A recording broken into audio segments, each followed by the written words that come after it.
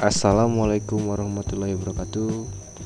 Perkenalkan, saya Teguh Irwansyah. Di sini saya akan menyampaikan tentang analisis dan perancangan strategi peningkatan kinerja dan keterikatan karyawan. Langsung saja masuk ke materi, konteks, dan tujuan proyek. Tujuan proyek ini adalah untuk menganalisis faktor yang mengaruhi kinerja dan keterikatan karyawan, mengidentifikasi masalah yang ada, lalu merancang strategi yang tepat agar karyawan bekerja lebih maksimal dan merasa betah serta memiliki rasa tanggung jawab pada organisasi. Secara sederhana, kinerja adalah hasil kerja yang dicapai karyawan sesuai tanggung jawabnya. Sedangkan keterikatan karyawan adalah keterlibatan emosional dan komitmen karyawan terhadap pekerjaan dan perusahaannya. Keduanya saling berkaitan erat. Slide berikutnya yaitu identifikasi tantangan organisasi. Di lapangan sering ditemukan masalah seperti sasaran kerja yang kurang jelas, motivasi yang menurun, kurangnya apresiasi, tingginya penggantian karyawan, serta komunikasi antar pemimpin dan anggota yang kurang lancar. Semuanya berdampak pada hasil kerja dan kinerja karyawan. Slide berikutnya yaitu analisis lingkungan strategis. Faktor yang mempengaruhi ada beberapa faktor penting, antara lain kejelasan tugas, dukungan dari atasan, kesempatan belajar dan berkembang, lingkungan kerja yang nyaman, sistem penghargaan yang adil, serta keseimbangan antara pekerjaan dan kehidupan pribadi.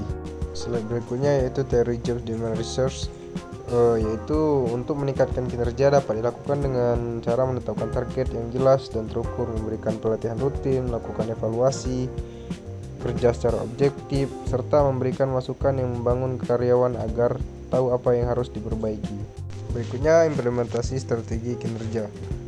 Sedangkan untuk membangun keterikatan, berikan apresiasi atas prestasi, libatkan karyawan dalam pengambilan keputusan, ciptakan komunikasi yang terbuka, berikan jalur pengembangan karir, dan bangun suasana kerja yang saling mendukung satu sama lain.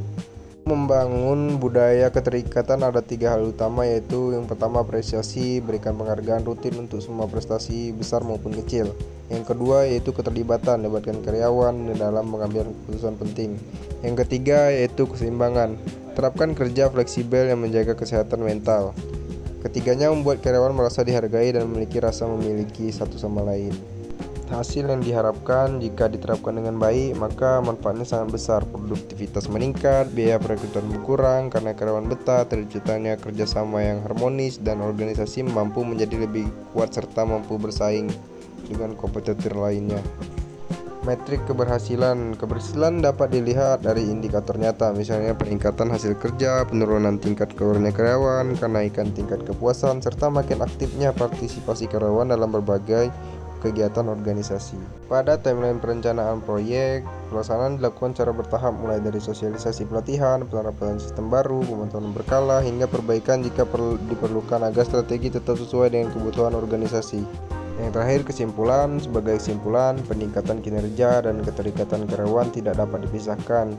Kinerja yang maksimal hanya akan tercapai jika karyawan merasa dihargai, nyaman, dan memiliki rasa terhadap pekerjaannya. Oleh karena itu, organisasi tidak hanya perlu mengatur hasil kerja, tapi juga memperhatikan kesejahteraan dan motivasi karyawannya. Dengan strategi yang tepat dan dukungan semua pihak, akan tercipta lingkungan kerja yang produktif, harmonis, dan berkelanjutan untuk kemajuan bersama.